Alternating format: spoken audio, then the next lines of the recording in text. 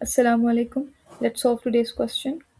1 multiplied by x divided by 2 is the same as x divided by 2.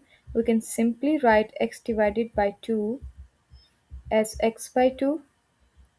The rest of the deviant signs will be converted into multiplication by flipping the second fraction. So we got x by 2 multiply by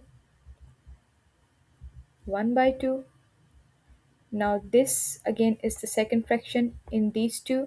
So there will be the multiply sign and 1 by 2.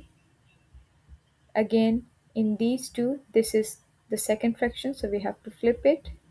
So multiplied by 1 by 2. 2 into 2 equals 4, 4 into 2 equals 8, and 8 into 2 equals 16. So we got our answer, that is x divided by 16.